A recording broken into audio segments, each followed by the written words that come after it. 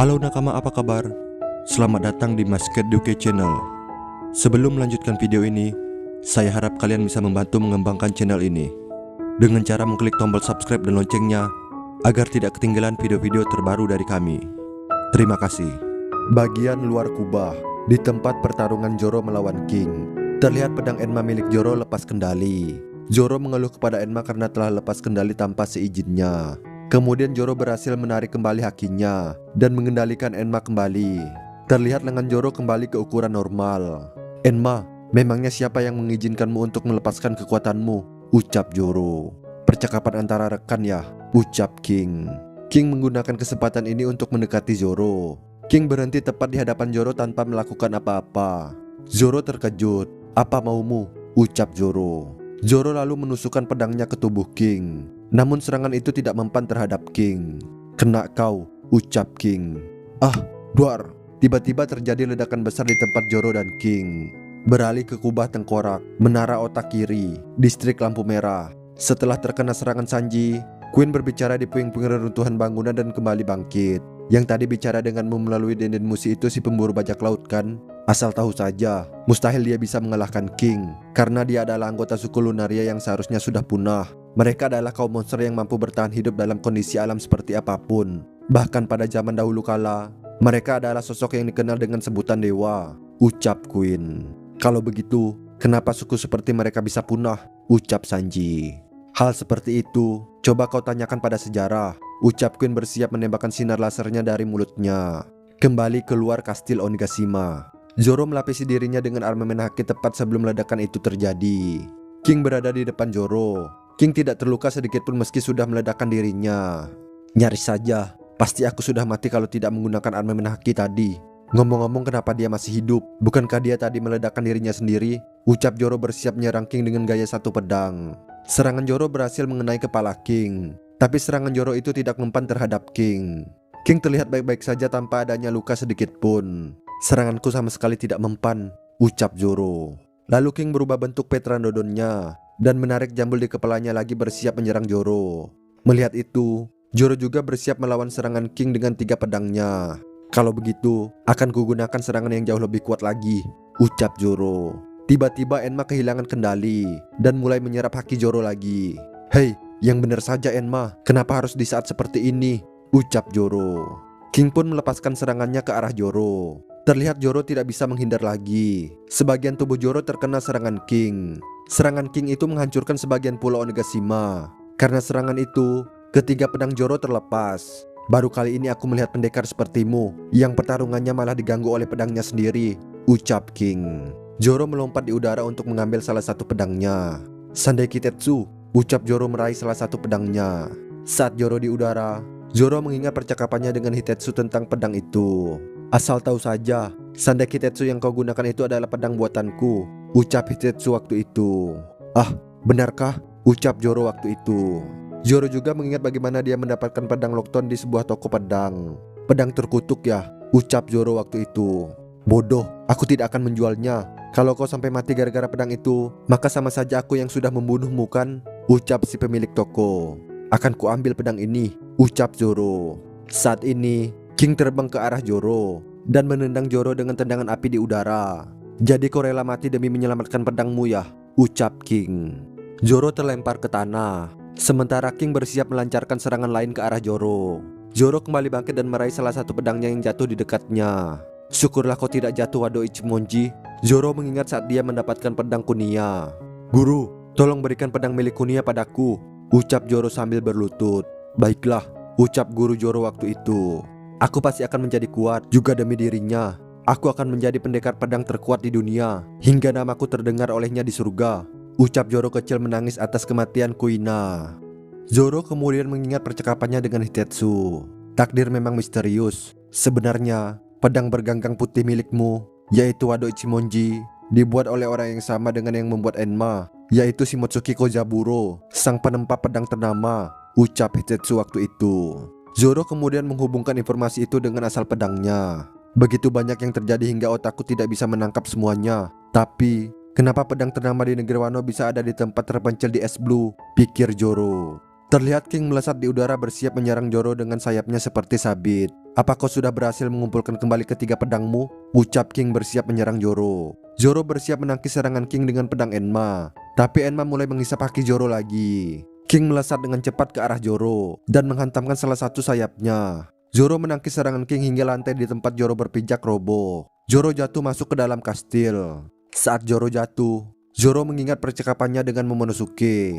"Ngomong-ngomong Zoro, katanya aku tidak boleh mengatakan senat loh," ucap Momo saat berlatih pedang dengan Zoro. "Aku sendiri juga tidak pernah mengatakannya. Aku hanya pernah mendengarnya dari seorang pendekar pedang di desaku," ucap Zoro. Zoro tampak kelelahan dan terbaring di tanah. "Kakek di desa, aku tidak pernah tahu nama kakek yang selalu berada di pinggir pantai itu," pikir Zoro. Pada hari kematian kakek itu, Zoro baru mengetahui bahwa lelaki tua itu adalah kakek Kuina. Terlihat Kuina bersama ayahnya menangisi kakeknya yang meninggal. Lalu Zoro mengingat percakapannya dengan Hitetsu lagi. Shimotsuki Kozaburo, sang penempa pedang ternama, adalah pria yang meninggalkan negara ini secara ilegal lebih dari 50 tahun yang lalu, ucap Hitetsu waktu itu.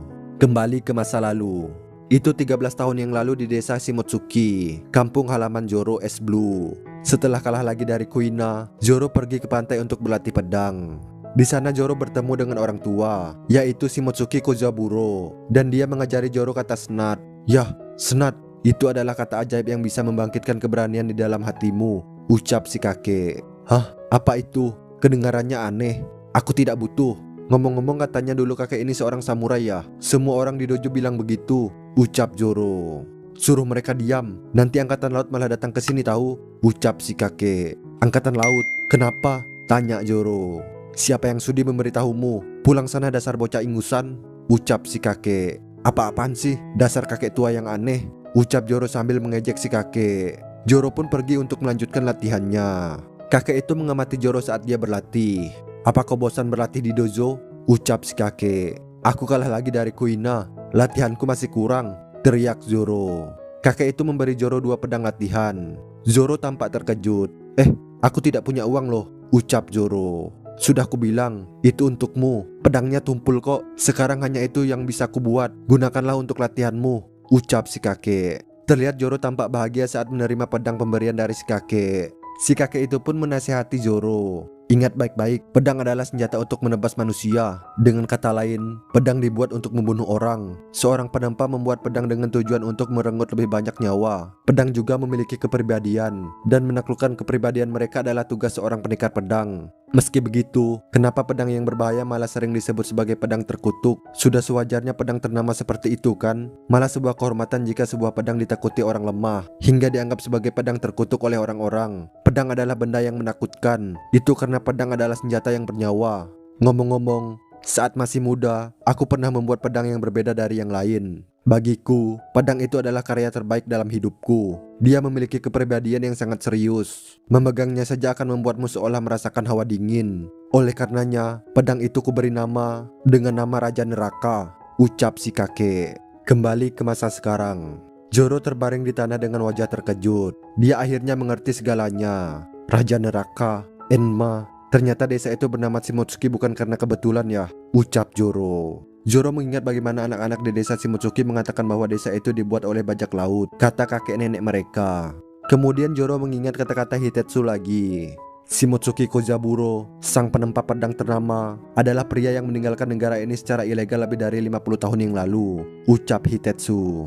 Jadi kakek itu adalah samurai dari negeri Wano ya? Shimotsuki Kozaburo, sang penempa pedang ternama. Zoro mengingat kata-kata dari Kozaburo. Pedang ternama akan mengamati manusia dan memilih pendekar pedang yang cocok dengannya. Zoro juga mengingat kata-kata pemilik toko pedang Lockton. Pedang akan memilih pemiliknya, ucap si pemilik toko. Zoro melihat Enma yang menancap di tanah di dekatnya. Meski tidak berada di tangan Zoro, pedang itu masih aktif dan mengeluarkan asap. Terlihat lengan Zoro masih mengecil akibat penyerapan haki oleh Enma.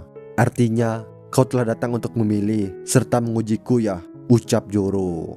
Zoro pun meraih Enma. Lalu lengan Zoro kembali ke ukuran normal. Kenyataannya, tidak ada pedang yang jahat, mereka hanya jujur. Itu artinya, kekuatanku yang masih kurang. Berarti, apakah dulunya Oden sanggup bertarung dengan leluasa, meski dalam kondisi haki miliknya dihisap seperti ini? Apa benar begitu Enma? Ucap Zoro. Beberapa bawahan Kaido mendekati area untuk membantu King. Beberapa dari mereka percaya bahwa jika mereka mengalahkan Zoro, mereka akan mendapatkan promosi. Lihat, itu si pemburu bajak laut. Dia sedang melawan Tuan King. Izinkan kami menghabisinya. Kalau bisa melakukannya, kita pasti akan naik pangkat, ucap para anak buah Kaido. Sementara Zoro terus berpikir, bagaimana caranya untuk menstabilkan haki milikku? Jika terus mengeluarkan haki sebanyak ini, akan membahayakan nyawaku, pikir Zoro. Tiba-tiba, anak buah Kaido mulai kehilangan kesadarannya. Dengan mulut mengeluarkan busa dan terjatuh. Tidak, biar saja tetap seperti ini, pikir Zoro. Zoro berdiri di hadapan King dengan 3 pedangnya yang diselimuti dengan cahaya hitam dan asap. Begitu rupanya. Apa kau juga memiliki keinginan untuk menjadi raja? Ucap King. Zoro mengingat kata-kata yang diucapkan Luffy kepadanya ketika Zoro setuju untuk bergabung dengan kru Luffy. Pendekar pedang terkuat di dunia, cita-cita yang bagus. Kalau kau memang mau menjadi rekan Raja Bajak Laut, maka setidaknya kau harus bisa menjadi sekuat itu, ucap Luffy waktu itu. Zoro menjawab King dengan tersenyum dan tatapan menantang. Soal itu, bagaimana ya? Karena aku sudah punya janji pada kapten sekaligus sahabatku, ucap Zoro. Narasi mengatakan, lampaui batas kemampuan dirimu. Kubah tengkorak, menara otak kiri, distrik lampu merah. Di sana terlihat sebuah ledakan besar. Suara ledakan itu menggema di pulau Onigashima. Terlihat para geisha menjauh dari tempat ledakan. Tapi Osome, gadis yang terluka oleh Sanji, tidak ingin pergi tanpa Chuji tikus peliharaannya. Geisha lain memberitahunya bahwa mereka yakin Chuji baik-baik saja. Menjauhlah dari situ, Osome. Nanti kau terluka. Ayo kita lari lebih jauh ke dalam, ucap geisha yang lain. Tapi masalahnya, aku tidak bisa menemukan Chuji, ucap Osome. Dia pasti baik-baik saja. Sekarang kau harus. Kalau bisa ayo kita juga lari dari pulau ini. Kurasa ini sudah saatnya untuk melarikan diri dari negeri Wano, ucap geisha yang lain. Di udara, terlihat Momonosuke dalam bentuk naganya sedang berusaha menghentikan pulau Onigashima. Ini bagus. Biar begini, aku juga seekor naga. Aku bisa menggenggam awan api milik Kaido. Karena itu, aku hanya perlu mendorongnya mundur, ucap Momo. Terlihat Momo sedang mencengkram awan api milik Kaido dan berusaha sekuat tenaga untuk menghentikan laju dari pulau Onigashima yang tengah melaju ke ibu kota bunga. Asalkan bisa menghentikannya, maka aku bisa menghentikan situasi terburuk terjadi. Takkan kubiarkan pulau ini jatuh di atas ibu kota bunga, pikir Momo. Terlihat pulau Onigashima sudah sangat dekat dengan ibu kota bunga. Di bagian dalam kubah tengkorak, di lantai pertunjukan, terlihat anak buah bajak laut Best ingin meninggalkan kastil. Tapi para samurai Kojuki menghentikan mereka. Kita harus keluar dari kastil ini, ucap seorang anak buah bajak laut Best. Tahan mereka, teriak salah seorang samurai Kojuki. Kembali ke kubah tengkorak, menara otak kiri distrik lampu merah, di tempat pertarungan Queen dan Sanji. Queen bersiap menyerang Sanji dengan sinar laser yang keluar dari matanya. Sanji melompat dan menghindari serangan Queen. Sinar laser dari mata, ucap Sanji. Sanji mengingat serangan milik Ichiji yang mirip seperti serangan Queen tadi. Lalu Queen menyerang Sanji lagi. Queen menyelimuti tubuhnya dengan listrik dan kemudian memanjangkan lehernya untuk menangkap Sanji.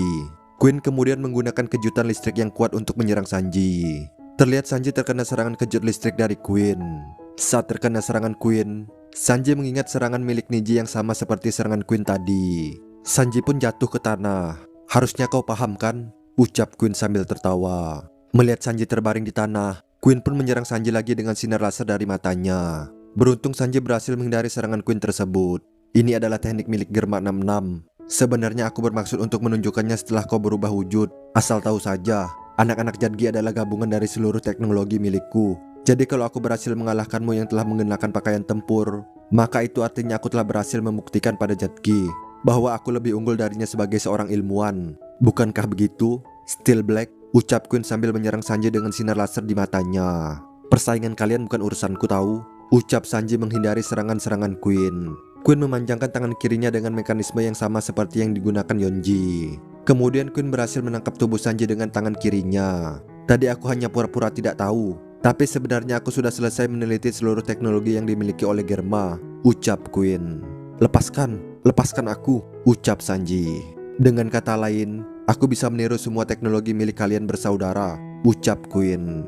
Sudah kubilang, mereka bukan keluargaku, ucap Sanji kesal. Sanji yang masih dicengkram lengan panjang dari Queen mengingat teknik Yonji, di mana Yonji memutarkan korbannya yang dililit oleh lengan panjang Yonji. Lalu Queen memutarkan lengan kirinya dengan kecepatan penuh. Hal ini membuat Sanji menabrak bangunan-bangunan yang ada di sana. Queen terus memutarkan lengan kirinya. Lalu Sanji menggunakan tendangan api dan berhasil memutuskan lengan kiri Queen. Sanji terlepas dari cengkeraman Queen dan terjatuh ke tanah. "Ah, tanganku! Sial, dasar bocah kurang ajar!" teriak Queen. "Sudah kuperingatkan kan? Jangan pernah menyebut tentang mereka di hadapanku," ucap Sanji kembali bangkit. "Memang kenapa? Kau tidak berhak merampas kebebasanku berpendapat," ucap Queen. Dengan cepat, Sanji berhasil menendang perut Queen dengan sangat kuat hingga membuat Queen terdorong mundur. "Lihat, sampai kapan kau mau bersikap angkuh? Mustahil kau tidak merasakan seranganku barusan. Kita sudah cukup lama bertarung. Pasti tubuhmu juga sudah melemah. Aku yang sekarang berbeda dengan diriku saat di aula, karena aku sudah memutuskan untuk menerima takdirku," ucap Sanji. Tiba-tiba, Queen tertawa dan membuat tubuhnya menjadi tidak terlihat. Sanji yang melihat Queen menghilang tampak terkejut. "Kalau begitu tunjukkanlah padaku, apanya yang berbeda dengan dirimu. Kali ini adalah giliran teknikmu. Still Black," ucap Queen yang tidak terlihat. "Tak kusangka kau juga bisa melakukan itu," ucap Sanji. Tiba-tiba Sanji juga menghilang dengan kecepatan super. Queen yang melihat itu tampak terkejut. Apa? Dia juga menghilang? Tapi dia tidak mengenakan pakaian tempurnya. Sekarang sosoknya tidak terlihat hanya karena dia bergerak dengan kecepatan super. Setelah kehabisan tenaga, sosoknya pasti akan kembali terlihat. Sungguh tindakan yang sembrono, ucap Queen. Tiba-tiba, seekor tikus kecil memasuki ruangan tempat Sanji dan Queen berada. Tapi karena mereka berdua tidak terlihat, ruangan itu seperti tidak ada orang. "Chuji, di situ kau rupanya. Syukurlah kau baik-baik saja," ucap Osome. Osome keluar dari puing-puing reruntuhan dan pergi untuk mengambil Chuji. "Chuji, ayo kemari. Kita tidak tahu kapan mereka akan kembali bertarung," ucap Osome. Queen yang tidak terlihat berada di dekat Osome. "Osome, rupanya perempuan rendahan ini belum mati juga ya. Sudah berapa kali kau menolak permintaanku? Bahkan hari ini pun juga kau menolakku. Bukankah setelah kau merasaki tewas, aku sudah menjadikanmu sebagai pilihan pertamaku? Padahal katanya hari ini kau terbaring di tempat tidur akibat sakit kepala. Tapi nyatanya kau malah tampak segar bugar begitu kan?" ucap Queen dalam hati. Queen bersiap menyerang Osome. "Sepertinya hukuman langit yang kuberikan padamu tadi masih kurang ya. Kalau begitu, rasakanlah sekali lagi," ucap Queen dalam hati yang tampak kesal dengan Osome karena telah membohongi dirinya. Sanji yang melihat Queen akan menyerang seorang wanita tidak tinggal diam. Sanji terbang di udara dan bersiap untuk menyerang Queen. "Kemampuan yang kumiliki, exoskeleton, kekuatan otot, dan kecepatan gerak, semua itu adalah kemampuan yang ditambahkan pada tubuhku. Jika armamen haki yang telah kulatih selama ini kugunakan pada exoskeleton milikku, maka aku akan bisa melapisi kakiku dengan api yang jauh lebih panas dan kuat lagi," ucap Sanji. Terlihat kaki Sanji bersinar lebih terang dengan diselimuti api yang membara. Lalu semakin cepat gerakannya, maka semakin besar pula daya serangnya. Akhirnya terjawab sudah misterinya. "Rupanya tadi kau yang menyerangnya kan? Kau ini memang manusia rendah, Queen." Sanji menyadari bahwa dia tidak memukul Osome. Queen lah yang memukulnya saat dia tidak terlihat. Serangan Sanji berhasil mengenai kepala Queen hingga menunduk. Keduanya sekarang tampak terlihat. Tuan Queen," ucap Osome saat serangan Sanji mengenai Queen. Tidak sampai di situ. Sanji terus-menerus melancarkan tendangan apinya ke tubuh Queen. Sanji menyerang Queen dengan tendangan yang sangat kuat hingga Queen terlempar ke udara. Kaki Sanji sekarang memiliki efek api dan kilat putih dengan kaki berselimut api yang membara. Serangan Sanji begitu kuat sehingga Queen terlempar dari kastil dan terbang keluar dari Pulau Onigashima. Beberapa gigi Queen terlihat rontok dari mulutnya saat Queen terlempar keluar dari Pulau Onigashima. Dan Queen terlihat sudah tidak sadarkan diri. Sanji mendekati Osome yang gemetar ketakutan. Lalu Sanji mengulurkan tangannya dan memberikan Chuji pada Osome. Osome berterima kasih pada Sanji karena telah menyelamatkan Chuji. "Chuji, syukurlah," ucap Osome. "Tadi itu berbahaya sekali," ucap Sanji. "Terima kasih banyak," ucap Osome. Sanji tersenyum dan mengingat tikus yang dia beri makan ketika dia masih kecil. "Ngomong-ngomong, apakah kau baik-baik saja?" ucap Sanji. Ketika Sanji mengkhawatirkan kondisi Osome, tiba-tiba Sanji jatuh pingsan. Osome memanggil Geisha lain untuk membawakan kotak pertolongan utama untuk menolong Sanji. "Ah, seseorang, cepat bawakan kotak P3 kemari," teriak Osome meminta bantuan. Narasi mengatakan, pertarungan distrik lampu merah di menara otak kiri kubah tengkorak dimenangkan oleh Sanji.